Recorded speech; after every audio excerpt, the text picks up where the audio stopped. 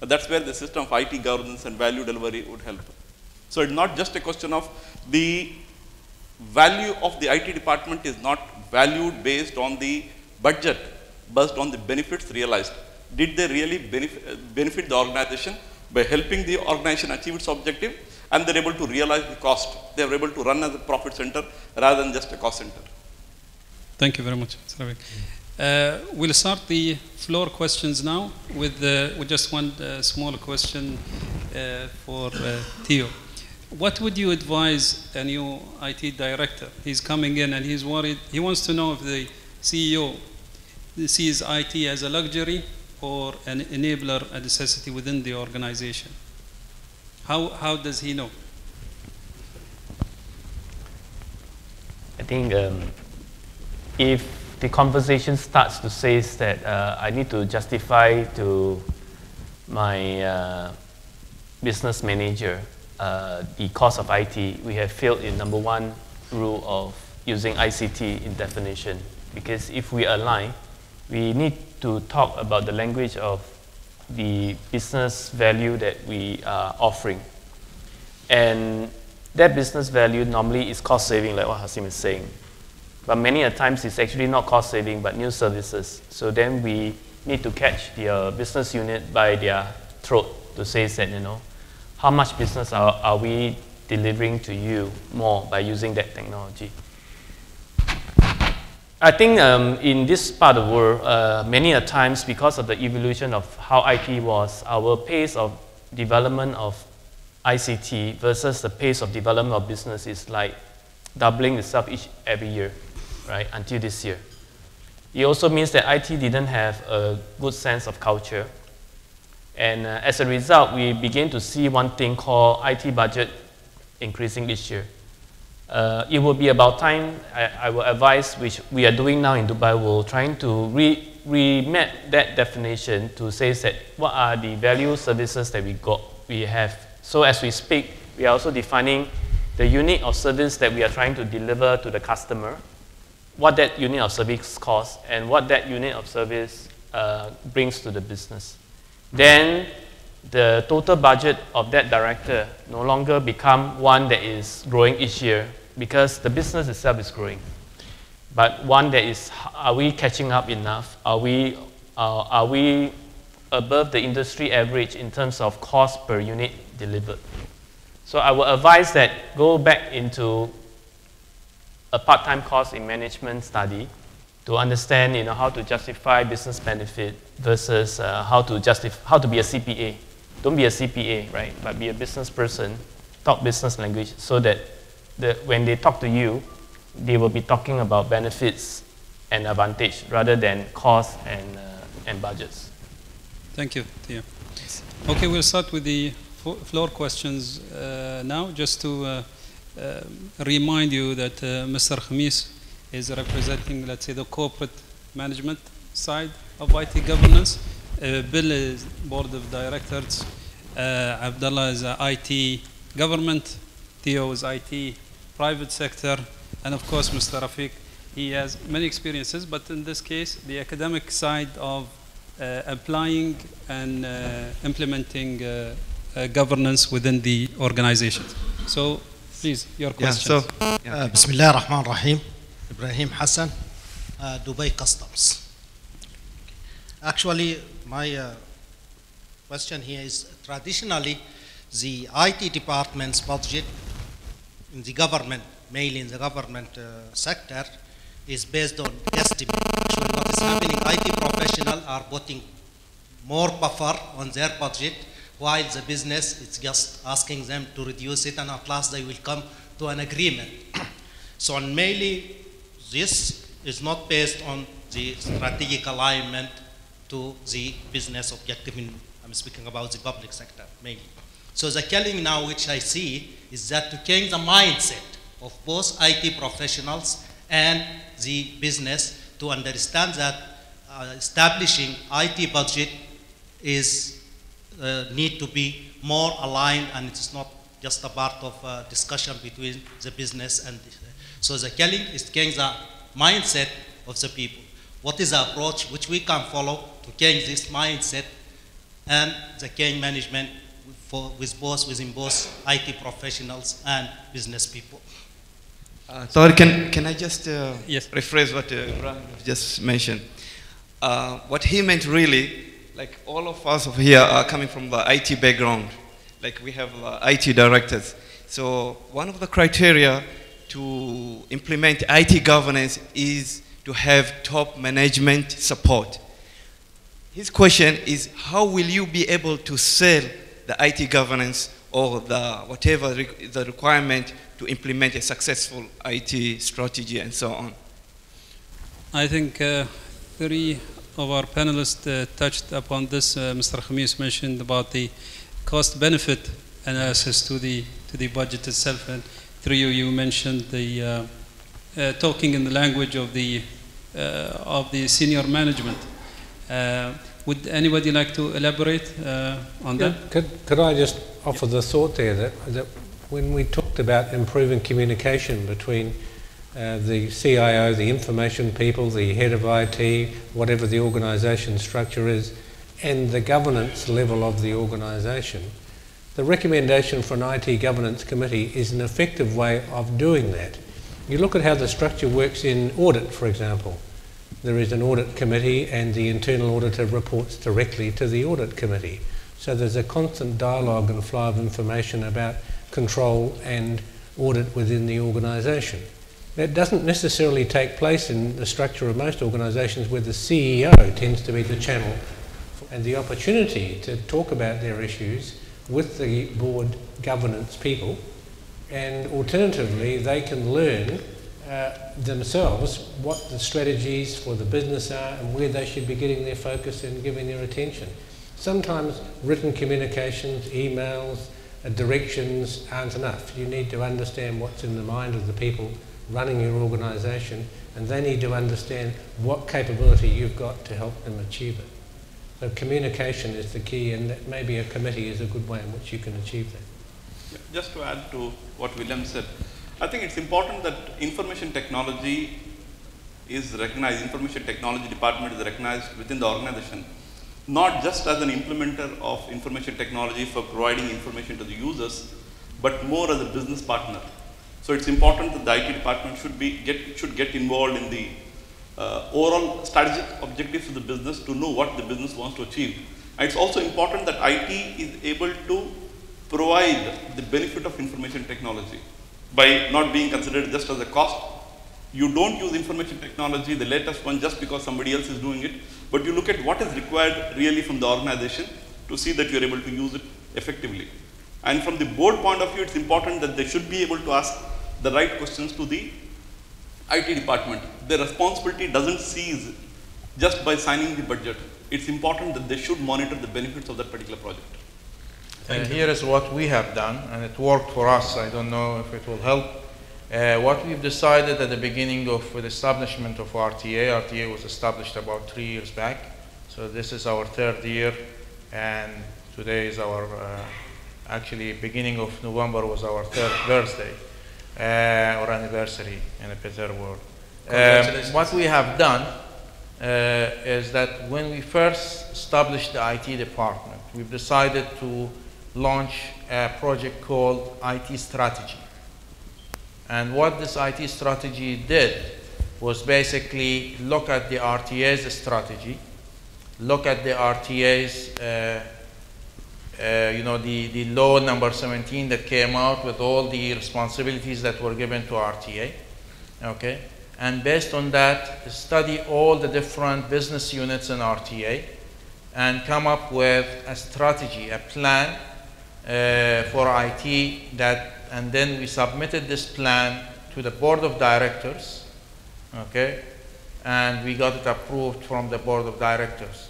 Based on that, we started implementing. Of course, this plan also had estimated budgetary pricings in it, okay? And we have renewed it every year. So every year we revisit it and we look at it again. This way, so far, Mr. Abdullah Bestaki, our IT director there, is happy because he had no problem so far getting his budgets approved. So I think it's a good practice to do an IT strategy which is aligned, which looks also to the business strategy, okay? And then based on that, come up with an operational plan and an estimated budgetary thing that can be approved by the board. And you get that whole thing approved by the board, then you don't need to go back and forth and start debating, give me more money, give me less money, and so on. Mr. Khamis? Just a simple warning. It looks to me that most of you are IT, obviously, and finance or whatever. Some of my colleagues in here, they're trying to indirectly telling us that the management may not know the whole story, that's why they may not agree. The principles, if you at any given time think that your CEO, at least the business I come from, they are more knowledgeable than you can even imagine in the business of technology. Because most of them, their background is actually engineering background and high management educated. So you need to be careful how you present yourself. I think the biggest problem we have is what leads, the business strategy or the IT strategy? What I talked about is aligning the IT strategy to the business strategy. Exactly. Yeah. It never can happen the other way around because you have a core business. In any business, there is a core business, and that's your first priority. The additions which you have, such as the IT, whatever services you provide, or whatever modems you use, or whatever technology, are an added value to the business itself, the strategy. So, in many ways, don't think as you approach these that, you know, my management may not accept. Approach it differently. My management wants this. However, I understand the situation. For instance, market forces usually will affect in the direction of the strategy. Financial resources usually will. And all of this. Think of it that way. And you, as an IT professional, need to build a strategy also that you can respond to your management demand, i.e. the Q&A business, when you are presented to them potential change, addition, or deletion. So these are my real three important things. Don't perceive that they don't know, because they may know more than you. Just go in there and present what you think is the best business case, i.e. value adding to the business. Thanks. Okay. More questions from the floor? Questions? Naveed. Bismillahirrahmanirrahim. My name is Naveed. I am from Dubai Customs. We spoke a lot about how good governance can help us with this current financial crisis. I just want to take a step backwards and want to know from the panel why all this good governance and regulations could not flag off for Lehman Brothers. What went wrong? I mean, I want to understand from a lessons learning perspective why this was not flagged off when it had to be flagged off. And two, I have a second question as well, probably related to the first one. One of the speakers mentioned ethics in governance. How ethics is very important, people ethics, from top down. So how can governance help in ensuring ethics are maintained is my second question. Thank you. I think Bill, Yes, I'd like in to terms respond. of the case of Lehman Brothers, his question is... Yeah, we need a lesson to be learned from Lehman Brothers. What lesson was what learned from them? My question the to question you is different. The did question- they implement the governance, or it was just sitting on the shelf? The issue here is that good governance is always good, but better governance is always better. And putting governance in place can help in what I would call a steady state situation, where people have certain assumptions about the business model that they take for granted. That's why diversity is important. You look at the Board of Layman's, for example, you would hardly describe it as having diversity. One of the weaknesses of those structures is you don't have the genuine professional outsiders who are properly questioning what the business is doing and why it built up such an enormous risk exposure in such a large component of its business, which put the rest of the business at risk. So risk management is critical. What we are saying is not that good governance wasn't equally important in the past as it is now, but the important issue is that people weren't doing the job. Directors were not treating it like a job. They weren't incentivizing management to look after shareholders' interests. And there's a fundamental problem in the concentration of wealth. That if you have a large organization that is actually collecting lots of people's money, then the few people who are managing it are incentivized to take more risks with that money than the individuals would themselves if they were making their own individual investment decisions. So the incentive structures in large, systemically important businesses, like the large banks and financial institutions, are going to have to be reviewed. And I'm sure governments will have something to say about that. But it's not that good governance wasn't important. People weren't doing the job. And I guess the message I've been saying here today is that you need to have directors, board directors, who take that responsibility seriously. It's a challenge, and it's a very hard thing to do. And to be visionary and see that the model that the whole community has got is wrong is actually really quite difficult to do. The sort of lessons you can learn, and I know from our experience back in New Zealand and other places, is that if you're running a public company and you collect a lot of cash from your shareholders, then investing it in other companies, which invested in other companies, is a pretty risky model. Because if those companies lose value, then you've got all the cash that you've collected. Instead of giving it back to the stakeholders, or so back to the share owners, you've invested it, you're putting it at risk. So the challenge for directors and for businesses is to find better ways of using the money at their disposal.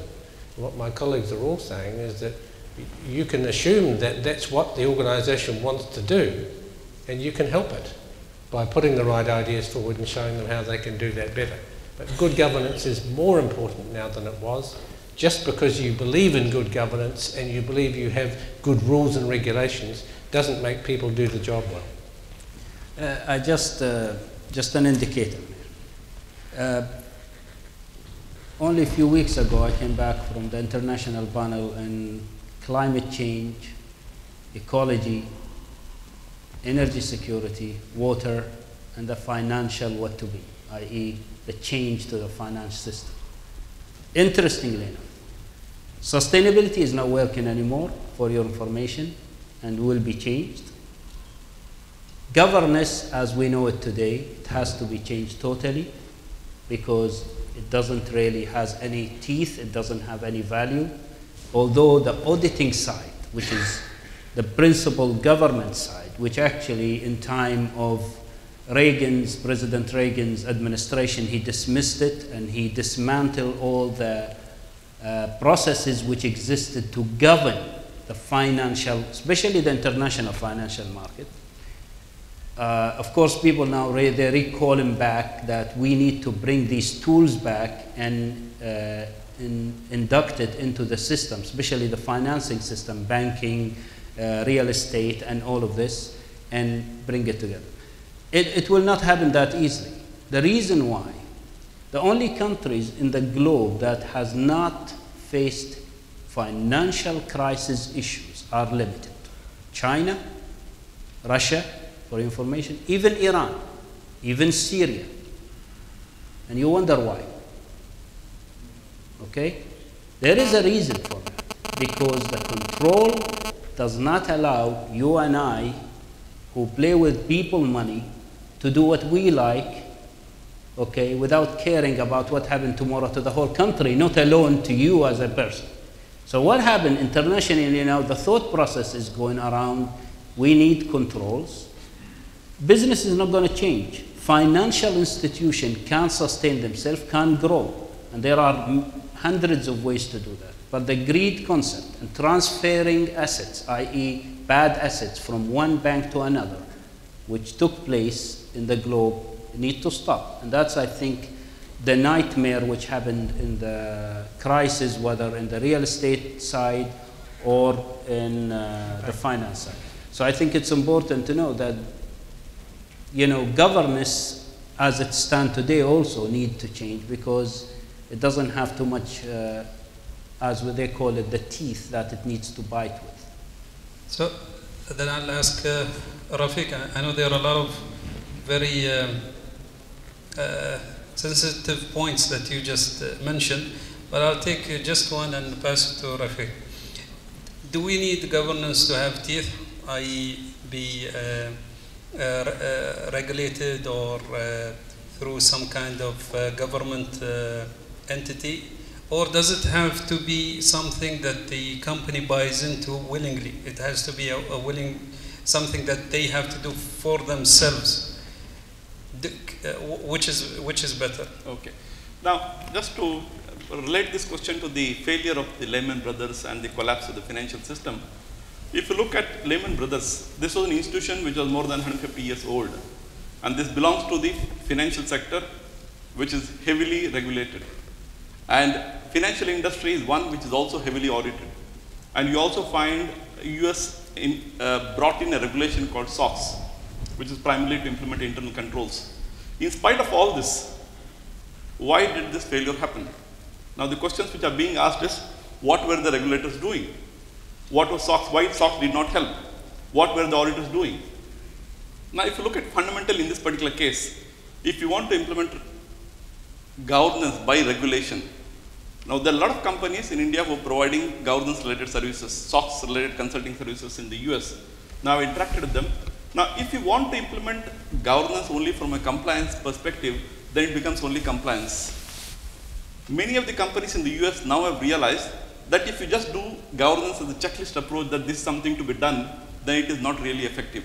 Now they're going to the next paradigm, next shift, where they say, we are investing so much money in implementing this system.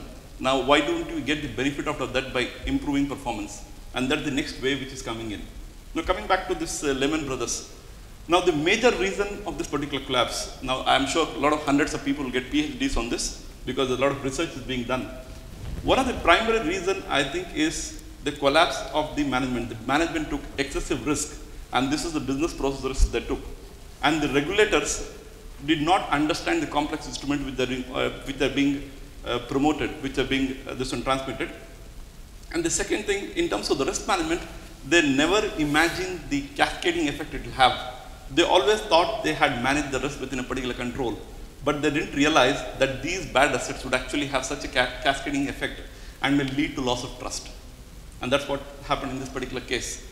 Now, what is required from this in terms of this one? The lessons learned. One is, you need to remember that governance cannot be implemented only from a compliance perspective.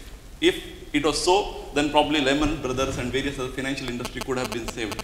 So you need governance from a compliance perspective to give the initial push. But it will be really effective, it will really sustain if the management owns it and implements it as a part of the business process. Because you need governance not to comply with certain regulations,